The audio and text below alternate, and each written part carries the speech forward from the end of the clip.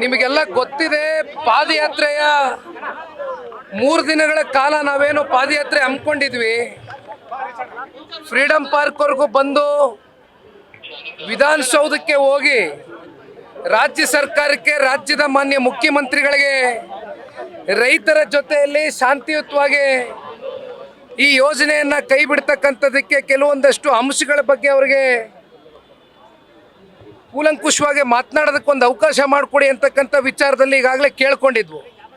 ಆದರೆ ಪಾದಯಾತ್ರೆಯನ್ನು 2ನೇ ದಿನಕ್ಕೆ ನಮಗೆ ತಡೆ ಹಾಕಿ ಒಕ್ಲೆಪ್ಸಿ ಅಲ್ಲಿಗೆ ಪಾದಯಾತ್ರೆಯನ್ನು ಅಂತಿಮಗೊಳಿಸಿದರು. ಇವತ್ತು ಫ್ರೀಡಂ ಪಾರ್ಕ್ನಲ್ಲಿ ಪಕ್ಷದ ವರಿಷ್ಠರು, ಮಾಜಿ ಪ್ರಧಾನಮಂತ್ರಿಗಳು ದೇವೇಗೌಡರು ಸಾಹೇಬರು ಮಾತನಾಡಿದ್ದಾರೆ. ಕೇಂದ್ರದ ಸಚಿವರು ಸನ್ಮಾನ್ಯ ಕುಮಾರಣ್ಣವರು ಕೂಡ ಮಾತನಾಡಿದ್ದಾರೆ. ಒಟ್ಟಾರೆಯಾಗಿ ಈ ರಾಜ್ಯ ಸರ್ಕಾರಕ್ಕೆ ಏನಾದರೂ ಕಿಂಚಿತ್ತು ರೈತರ ಪರವಾಗಿ, ಯಾಕೆಂದರೆ ಒಂದು ಕಡೆ ಮಾನ್ಯ ಮುಖ್ಯಮಂತ್ರಿಗಳು ಹೇಳ್ತಾರೆ ಒತ್ತಾಯಪೂರ್ವಕವಾಗಿ ನಾವು ಯಾರ್ದು ಭೂಮಿಯನ್ನು ಕಸ್ಕೊಳ್ಳೋದಕ್ಕೆ ಹೋಗೋದಿಲ್ಲ, ಭೂಸ್ವಾಧೀನ ಮಾಡೋದಿಲ್ಲ ಅಂತ. ಮತ್ತೊಂದು ಕಡೆ ನಾನು ಮುಖ್ಯಮಂತ್ರಿಗಳಿಗೆ ಪ್ರಶ್ನೆಯನ್ನು ಮಾಡಲಿಕ್ಕೆ ಬಯಸ್ತೇನೆ, ಎಲ್ಲಿ ಭೂಸ್ವಾಧೀನ ಮಾಡ್ತಕ್ಕಂಥದ್ದಕ್ಕೆ ರೈತರ ಒಪ್ಪಿಗೆ ಇಲ್ಲ, ಅಲ್ಲಿ ಲಿಖಿತ ಭರವಸೆಯ ಮೂಲಕ ರೈತರಿಗೆ ಏನಾದ್ರೂ ಇವತ್ತು ರಾಜ್ಯ ಸರ್ಕಾರದ ಕಡೆಯಿಂದ ಆದೇಶ ಹೊರಡಿಸ್ತಾರ, ರೈಟಿಂಗಲ್ಲಿ ಹೊರಡಿಸ್ಲಿಕ್ಕೆ ಆಗ್ತದ ರಾಜ್ಯದ ಮುಖ್ಯಮಂತ್ರಿಗಳು? ಇಲ್ಲಿ ಕುಮಾರಣ್ಣ ಅವ್ರನ್ನ 4 ಗೋಡೆ ಮಧ್ಯೆ AC ರೂಮಲ್ಲಿ ಬಂದು ಕೂತ್ಕೊಂಡು ಮಾತನಾಡಿ ಬಗೆಹರಿಸೋಣ ಬನ್ನಿ ಅಂತ ಕರೆದ್ರು. ಕುಮಾರಣ್ಣ ಅವ್ರು ಏನು ಹೇಳಿದರು? ಇಲ್ಲಿ ಜನ 526 ದಿನಗಳ ಕಾಲ ಇವತ್ತು ಬೀದಿಲಿ ಕೂತಿದ್ದಾರೆ, ನಾವು ಒಳಗಡೆ 4 ಜನ ಕೂತ್ಕೊಂಡು ಇದು ಇತ್ಯರ್ಥ ಆಗ್ತಕ್ಕಂಥ ವಿಚಾರಗಳಲ್ಲ, ಇದು ಬಹಿರಂಗ ಚರ್ಚೆಗೆ ಬನ್ನಿ ಅಂತಕ್ಕಂಥ ಆಹ್ವಾನವನ್ನು ಕೊಟ್ಟು ಕುಮಾರಣ್ಣವ್ರು ಬಂದರು. ಬೈರಮಂಗಲ ಸರ್ಕಲ್ನಲ್ಲಿ ಕೂತರು. ಅವತ್ತು ರೈತರೆಲ್ಲರೂ ಕೂಡ ಕೂತಿದ್ರು. ಅವತ್ತು ಮಾನ್ಯ ಮುಖ್ಯಮಂತ್ರಿಗಳು ಅವತ್ತು ಕೂಡ ಸಮಯ ಮೀಸಲಿಡೋಕ್ಕಾಗಲಿಲ್ಲ. ಅವತ್ತು ಪಾಪ ಕಾರಣಗಳು ಕೊಟ್ಕೊಂಡು ಅಥವಾ ಕಾರಣನೇ ಕೊಡ್ದಿರ ತಪ್ಪಿಸ್ಕೊಂಡ್ರು. ಇವತ್ತು ನಮಗೆ ಕೆಲವೊಂದಷ್ಟೇನು ಪ್ರಶ್ನೆಗಳನ್ನ ಕೇಳಿದ್ದಾರೆ. ಅವರ ಪ್ರಶ್ನೆಗಳಿಗೆ ಕೆಲವೊಂದಷ್ಟು ಟೆಕ್ನಿಕಲ್ ಪ್ರಶ್ನೆಗಳು ಇವತ್ತು ಮಾಧ್ಯಮದಲ್ಲಿ ನಾವು ಕೂಡ ಪ್ರಕಟಣೆ ಕೊಟ್ಟಿದ್ದೇವೆ, ನಾವು ಕೂಡ ಮಾಧ್ಯಮಗಳಲ್ಲಿ ಬಿಡುಗಡೆ ಮಾಡಿದ್ದೀವಿ. ಅದಕ್ಕೆ ಇವತ್ತು ರಾಜ್ಯ ಸರ್ಕಾರ ಉತ್ತರ ಕೊಡಬೇಕು. ಜೊತೆಯಲ್ಲಿ ಈ ಯೋಜನೆ ಎಲ್ಲಿವರೆಗೂ ಈ ರಾಜ್ಯ ಸರ್ಕಾರ ಕೈ ಬಿಡೋದಿಲ್ಲ ಅಲ್ಲಿಯವರೆಗೂ ನಿರಂತರವಾಗಿ ದೇವೇಗೌಡರು ಹೇಳಿದ್ದಾರೆ. ಸನ್ಮಾನ್ಯ ಕುಮಾರಣ್ಣ ಅವರು ಕೂಡ ಇವತ್ತು ಈ ವೇದಿಕೆ ಮೂಲಕ ಫ್ರೀಡಂ ಪಾರ್ಕ್ನಲ್ಲಿ ಮೆಸೇಜ್ ಕೊಟ್ಟಿದ್ದಾರೆ. ಭಾಳ ಸ್ಪಷ್ಟವಾಗಿ ಹೇಳ್ತೇವೆ, ಯಾವ ಕಾರಣಕ್ಕೂ ಕೂಡ ಈ ಒಂದು ಹೋರಾಟವನ್ನು ಇಲ್ಲಿಂದಲೇ ಕೈ ಬಿಡ್ತಕ್ಕಂಥ ಪ್ರಶ್ನೆ ಇಲ್ಲ. ಎಲ್ಲಿಯವರೆಗೂ ರೈತರ ಮೇಲೆ ದಬ್ಬಾಳಿಕೆ ಮಾಡಿ, ದೌರ್ಜನ್ಯ ಮಾಡಿ, ಒತ್ತಾಯಪೂರ್ವಕವಾಗಿ ಭೂಸ್ವಾಧೀನ ಪ್ರಕ್ರಿಯೆಯನ್ನು ಇವತ್ತೇನು ಮುಂದಿಟ್ಕೊಂಡು ಹೊರಟಿದ್ದಾರೆ, ಕಾನೂನಿನ ಹೋರಾಟಕ್ಕೂ ಕೂಡ ನಾವು ಈಗಾಗಲೇ ರೈತರಿಗೆ ಭರವಸೆಯನ್ನು ಕೊಟ್ಟಿದ್ವು. ಅದೇ ರೀತಿ 25ನೇ ತಾರೀಕು ಇವತ್ತು ಹೈಕೋರ್ಟ್ನಲ್ಲಿ ಹಿಯರಿಂಗ್ ಕೂಡ ಇದೆ.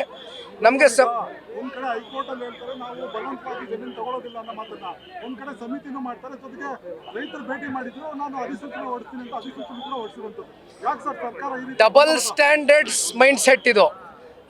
ಈಗ ರೈತರ ಜೊತೆಯಲ್ಲಿ ನಾವು ಇದೀವಿ ಅನ್ನೋದಾದರೆ ಒಂದು ಕಡೆ ಪರಿಶೀಲನಾ ಸಮಿತಿ ಮಾಡ್ತೀವಿ ಅಂತ ಹೇಳುವಂಥದ್ದು, ನೀವೇ ಹೇಳ್ದಂಗೆ 4 ಅಂತಿಮ ಊರುಗಳ 5,000 ಎಕರೆ ಅಂತಿಮ ಅಧಿಸೂಚನೆ ಹೊರಡಿಸ್ತಾರೆ, ಅವತ್ತಿನ ದಿನವೇ ಹೊರಡಿಸ್ತಾರೆ. ಅಂದ್ರೆ ಇದು ದ್ವಂದ್ವದ ಮನಸ್ಥಿತಿ ಸರ್ಕಾರದ. ನಾನು ಹೇಳದ್ನಲ್ಲಣ್ಣ, ಮಾತಾಡಬೇಕಾದ್ರೆ ಇದು ಪ್ರಜಾಪ್ರಭುತ್ವ. ಯಾರ ಪಟ್ಟಾಭಿಷೇಕ ಒಂದು ವ್ಯಕ್ತಿನೋ ಒಂದು ಕುಟುಂಬನೋ ಮಾಡೋಕ್ಕಾಗಲ್ಲ.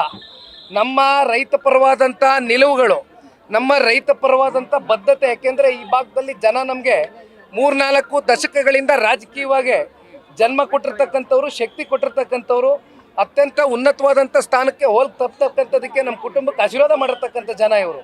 ಹಾಗಾಗಿ ಇಲ್ಲಿ ಇವೆಲ್ಲ ಸುಮ್ಮನೆ ಲಘುವಾಗಿ ಮಾತುಗಳು, ಅದೆಂಥದ್ದು ಪಶ್ಚಾತ್ತಾಪ, ಪ್ರಾಯಶ್ಚಿತ್ತ, ನಿನ್ನೆ ಅದೇನೋ ಜಾಲಿ ಅಂದವ್ರೆ, ದಯವಿಟ್ಟು ಇವೆಲ್ಲ ಬಿಟ್ಟು ಜಾಲಿ ಮೂಡ್ನಲ್ಲಿ ಇರ್ತಕ್ಕಂಥದ್ದು ರಾಜ್ಯ ಸರ್ಕಾರ, ಅಲ್ಲಿರ್ತಕ್ಕಂಥ ಕ್ಷೇತ್ರದ ನೂತನ ಮಂತ್ರಿಗಳು ಆ ಜಾಲಿ ಮೂಡ್ನಿಂದ ಹೊರಗಡೆ ಬನ್ನಿ. ಇಲ್ಲಿರ್ತಕ್ಕಂಥ ನೈಜ ಸ್ಥಿತಿಗತಿಗಳೇನಿದೆ, ರೈತರು ಇವತ್ತೇನು ಕಣ್ಣಲ್ಲಿ ನೀರು ಹಾಕಿಸ್ತಾ ಇದ್ದೀರಿ, ಇದು ಮುಂದೆ ಇದನ್ನು ನೀವು ಇದಕ್ಕೆ ತಕ್ಕ ಉತ್ತರ ರೈತರ ಮೂಲಕನೇ, ಜಿಲ್ಲೆಯ ರೈತರು, ತಾಲೂಕಿನ ರೈತರು, ಇಲ್ಲಿರ್ತಕ್ಕಂಥ ಪಾಪ ನೂತನ ಏನು ನಮ್ಮ ಸಚಿವರಾಗಿದ್ದಾರಲ್ಲ ಅವ್ರಿಗೆ ಜಿಲ್ಲೆಯ ಜನತೆ 2028ಕ್ಕೆ ಉತ್ತರ ಕೊಡ್ತಾರೆ, ಕಾಯೋಣ. ಬಟ್ ಮುಖ್ಯಮಂತ್ರಿಗಳನ್ನ ಭೇಟಿ ಆಗ್ತಕ್ಕಂಥದ್ದಕ್ಕೆ ಇವತ್ತು ನಾವು ಮಾಧ್ಯಮದ ಮೂಲಕವೂ ಕೂಡ ಮತ್ತೆ ಇಲ್ಲಿ ಜನವೇ ಇಲ್ಲ, ರೈತರೇ ಇಲ್ಲ, ಬರೀ 169 ಅಂತಕ್ಕಂಥ ಅದೇನೋ ಹೆಡ್ ಕೌಂಟ್ ಕೊಟ್ಟರು. ಇವತ್ತು ನೀವು ನೋಡಿರ್ಬೋದು ಅಲ್ಲಿ 9 ರೆವಿನ್ಯೂ ಗ್ರಾಮಗಳ ಎಲ್ಲ ರೈತಾಪಿ ವರ್ಗ ನಿಮ್ಮ ಮುಂದೆ ಇಲ್ಲಿ ಯಾರು ಕೂಡ ಪಕ್ಷದ ಒಂದು ಕಾರ್ಯಕ್ರಮ ಆಗಿರಲಿಲ್ಲ. ಹಿಂದ್ಗಡೆ ಪಕ್ಷದ ಬ್ಯಾನರ್ ಕೂಡ ನಾವೆಲ್ಲೂ ಹಾಕಿಲ್ಲ. ಇದು ರೈತರ ಹೆಸರಲ್ಲಿ ಆಗ್ತಾ ಇರ್ತಕ್ಕಂಥ ಕಾರ್ಯಕ್ರಮ. ಹಾಗಾಗಿ ರೈತರು ಇವತ್ತು ಅತಿ ಹೆಚ್ಚು ರೈತರು ಬಂದಿದ್ದಾರೆ. ದಯವಿಟ್ಟು ಇವತ್ತು ಎಷ್ಟು ಹೆಡ್ ಕೌಂಟ್ ಬಂದಿದ್ದಾರೆ ರೈತರು, ಎಷ್ಟು ಜನ ರೈತರು ಭಾಗಿಯಾಗಿದ್ರು ಈ ಹೋರಾಟದಲ್ಲಿ ಅಂತಕ್ಕಂಥದ್ದು ಮುಖ್ಯಮಂತ್ರಿಗಳು ಉತ್ತರ ಕೊಡಬೇಕಿದೆ. ನಾವು ಗಂಭೀರವಾಗಿ ಇವತ್ತು ಈ ರಾಜ್ಯ ಸರ್ಕಾರಕ್ಕೆ ಮಾನ್ಯ ಮುಖ್ಯಮಂತ್ರಿಗಳಿಗೆ ಆಗ್ರಹಿಸ್ತಕ್ಕಂಥದ್ದು ಇಷ್ಟೇ. ಈಗಲೂ ಕಾಲ ಮಿಂಚಿಲ್ಲ. ಅಧಿವೇಶನ ನಡೀತಾ ಇದೆ, ಸದನ ನಡೀತಾ ಇದೆ, 27ರವರೆಗೂ ಸದನ ಇದೆ. ಇವತ್ತು ಎಷ್ಟೊತ್ತೇ ಆಗಲಿ ಬೇಕಾದ್ರೆ ನಾವು ಕಾಯ್ತೀವಿ. ನಾಳೆ ಟೈಮ್ ಕೊಡ್ತಾರಾ, ನಾಳೆ ಬತ್ತೀವಿ. ಇಲ್ಲ ಇನ್ನೂ ಒಂದು ವಾರದ ಬಿಟ್ಕೊಂಡು ಬನ್ನಿ ಅಂತ ಹೇಳ್ತಾರ, ಬತ್ತೀವಿ. ಏನು ಜಾಸ್ತಿ ನಾವೇನು ಇಲ್ಲಿ ದಾಂಧಲೆ ಮಾಡೋಕ್ಕೆ ಬರ್ತಾ ಇಲ್ಲ. ಇಲ್ಲಿ ರೈತರ ಹಕ್ಕೇನಿದೆ ಅದನ್ನು ಪಡಿತಕ್ಕಂಥದ್ದಕ್ಕೆ ಶಾಂತಿಯುತವಾಗಿ ಬಂದು ಅವಕಾಶ ಮಾಡಿಕೊಡಿ. ಪ್ರಜಾಪ್ರಭುತ್ವದ ಅಡಿ, ಸಂವಿಧಾನದ ಅಡಿ ಎಲ್ರಿಗೂ ಒಂದು ಅವಕಾಶ ಸಿಕ್ಕಬೇಕಾಗಿದೆ. ಅವಕಾಶ ಮಾಡಿಕೊಡಿ, ಬಂದು ಮಾತಾಡ್ತೀವಿ. ಸರ್, ಈಗ ರಾಜ್ಯದಲ್ಲಿ ಜೋಡೆತಂತ ಜೆಡಿಎಸ್ ಮತ್ತು ಬಿಜೆಪಿ ಅಂತ ಹೇಳ್ತೀವಿ. ಯಾಕೆ ಬಿಜೆಪಿ ಒಬ್ಬ ನಾಯಕರು ಯಾಕೆ ಕಾಣಿಸ್ಕೊಂಡಿಲ್ಲ? ಯಾರು ಕಾಣಿಸ್ಕೊಂಡಿಲ್ಲ? ಈಗಾಗಲೇ ಮಾನ್ಯ ವಿರೋಧ ಪಕ್ಷದ ನಾಯಕರು ಆರ್ ಅಶೋಕ್ ಅಣ್ಣ ಅವರು ಬಂದು ನೈತಿಕವಾದಂಥ ಒಂದು ಬೆಂಬಲ, ಸಾಂಕೇತಿಕವಾದಂಥ ಒಂದು ಬೆಂಬಲ ಎಲ್ಲವೂ ಕೂಡ ಸೂಚಿಸಿ ಹೋಗಿದ್ದಾರೆ. ಇಲ್ಲಿ ಮೊಸರಲ್ಲಿ ಕಲ್ಲು ಹುಡುಕ್ತಕ್ಕಂಥ ಕೆಲಸ ಮಾಡೋದು ಬೇಡ. ನಾವು ಮಿತ್ರ ಪಕ್ಷ ಇದ್ದೇವೆ, ನಾವಿಬ್ಬರು ರೈತರ ಪರವಾಗಿದ್ದೇವೆ, ರೈತರ ಜೊತೆಯಲ್ಲಿದ್ದೇವೆ, ಬಿಡದಿ ರೈತರ ಜೊತೆಯಲ್ಲಿ ಇರ್ತೇವೆ. ಎಲ್ಲಿವರೆಗೂ ಯೋಜನೆ ಡ್ರಾಪ್ ಹೋಗೋದಿಲ್ಲ ಅಲ್ಲಿವರೆಗೂ ಇಬ್ಬರು ಹೋರಾಟ ಮಾಡ್ತೇವೆ. ಸದನದ ಒಳಗಡೆನೂ ಕೂಡ ಈ ವಿಚಾರಕ್ಕೆ ಸಂಬಂಧಪಟ್ಟಂತೆ ಚರ್ಚೆ ಆಗಬೇಕು ಅಂತಕ್ಕಂಥದ್ದು ಎರಡೂ ಪಕ್ಷದ ನಾಯಕರು, ನಮ್ಮ JDLP ನಾಯಕರು ಬಾಬಣ್ಣ ಅವರು ಮಾತನಾಡಿದ್ದಾರೆ. ಸನ್ಮಾನ್ಯ ಕುಮಾರಣ್ಣ ಅವರು ಅದಕ್ಕೆ ನಿನ್ನೆಯ ದಿನ ಒಂದು ಮೀಟಿಂಗನ್ನು ಕೂಡ ಕರೆದಂಥ ತಾವು ನೋಡಿದ್ದೀರಿ. ಜೊತೆಯಲ್ಲಿ ಆರ್ ಅಶೋಕ್ರವರು ಸೇರಿದಂತೆ BJP JDS ಒಗ್ಗಟ್ಟಾಗಿ ಸದನದ ಒಳಗಡೆ ಸರ್ಕಾರಕ್ಕೆ ಇದರ ಒಂದು ಯೋಜನೆ ಬಗ್ಗೆ ಪ್ರಶ್ನೆ ಮಾಡ್ತಕ್ಕಂಥ ಕೆಲಸ ಮಾಡ್ತೇವೆ.